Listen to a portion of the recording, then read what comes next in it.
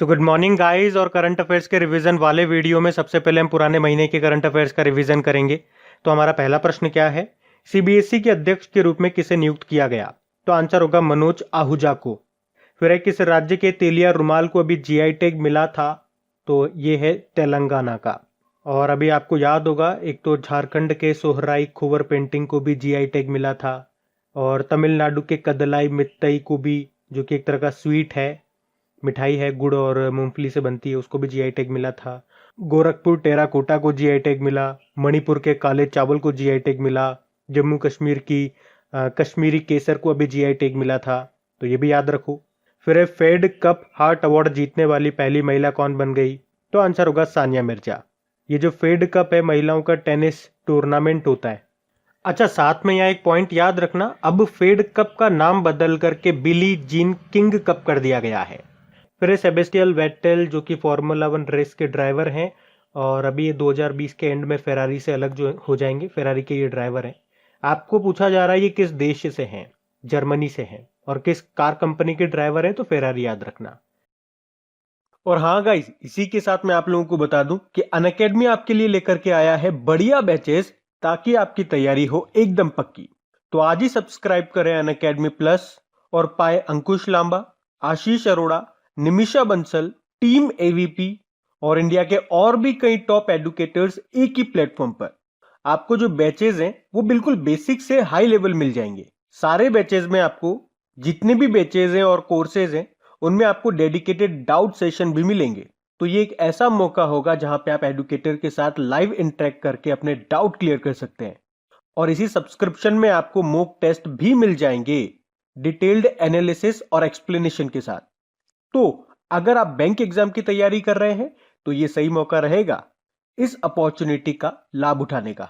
तो आने वाले बैचेस की लिस्ट आप स्क्रीन पर देख सकते हैं। और हां, 31 दिसंबर के बाद प्लस सब्सक्रिप्शन की फीस बढ़ जाएगी। तो अभी आपके पास टाइम है, बिना वक्त जाया किए सब्सक्राइब करें अनअकैडमी प्लस और इस मौके का फायदा उठाइए। तो बिना देरी किए जाइए और अनअकैडमी प्लस का सब्सक्रिप्शन ले लीजिए। और हाँ, मेरा कोड इस्तेमाल करना मत भूलना, क्योंकि इसे लगाते ही आपको 10% का इंस्टेंट डिस्काउंट भी मिल जाएगा। कोड क्या है? Crack exam 10। और जो भी इंपॉर्टेंट लिंक्स है वो आपको नीचे डिस्क्रिप्शन में मिल जाएंगे। अभी हम बढ़ते हैं आगे।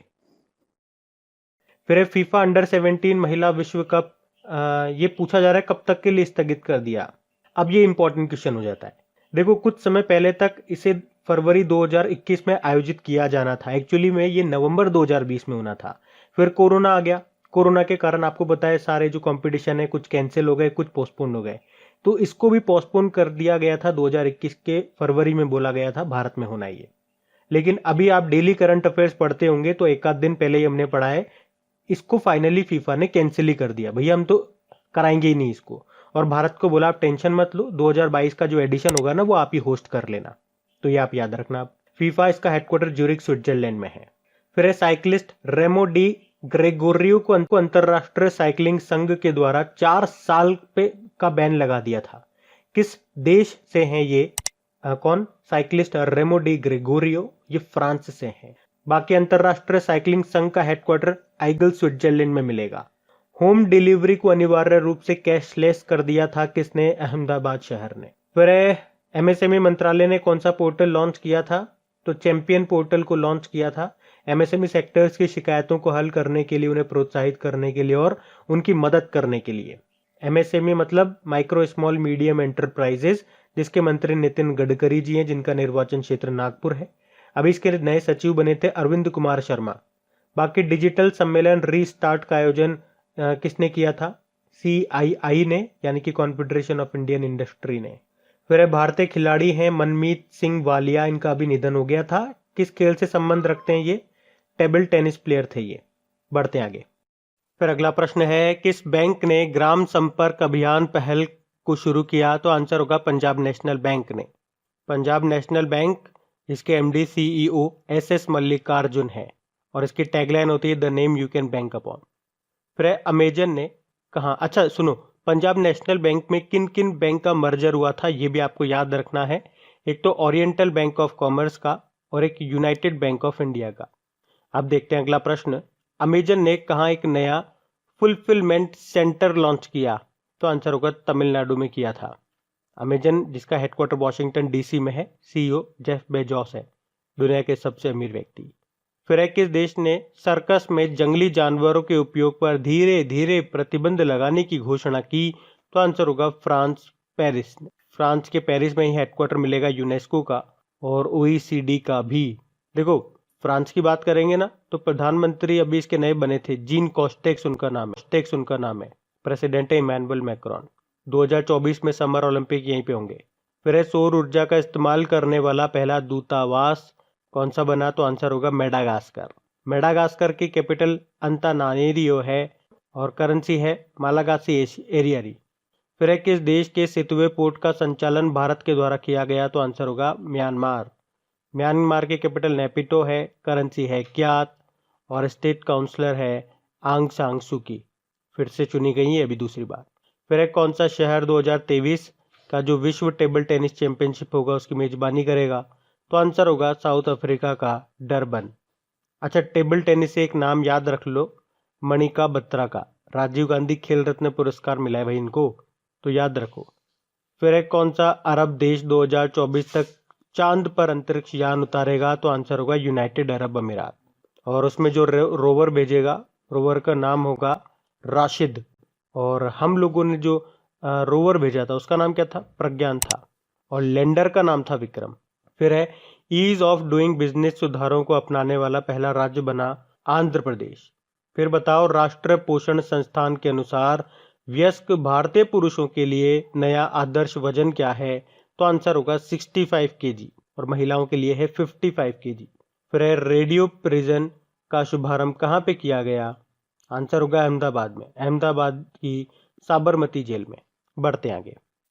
तो चलिए कल के करंट अफेयर्स को रिवाइज करते हैं। पहला प्रश्न आपसे पूछा जा रहा है, किसे ग्लोबल अलायंस ने गावी बोर्ड में सदस्य के रूप में नामित किया? तो आंसर होगा डॉक्टर हर्षवर्धन को। यहाँ पे गावी का मतलब हो गया global alliance for vaccines and immunisation.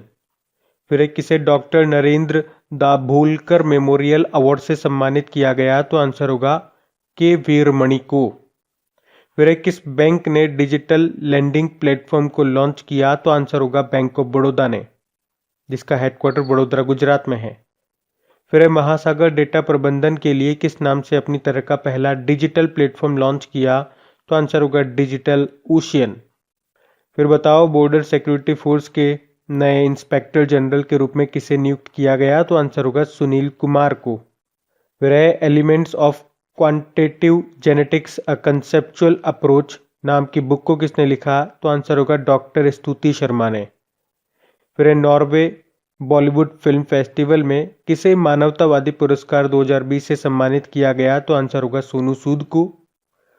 फिर है सॉलिड प्रोपल्शन रॉकेट स्टेज का सफलतापूर्वक परीक्षण करने वाली भारत की पहली प्राइवेट कंपनी कौन सी बनी? तो आंसर होगा स्काई रूट एरोस्पेस। फिर है निमोनिया के खिलाफ भारत का पहला स्वदेशी टीका लॉन्च किया गया, नाम बताइए उसका? न्यूमोसिल उसका नाम है। फिर एक किसे player of the century award 2020 से सम्मानित किया गया? तो आंसर होगा क्रिस्टियानो रोनाल्डो को, पुर्तगाल के फुटबॉल प्लेयर है।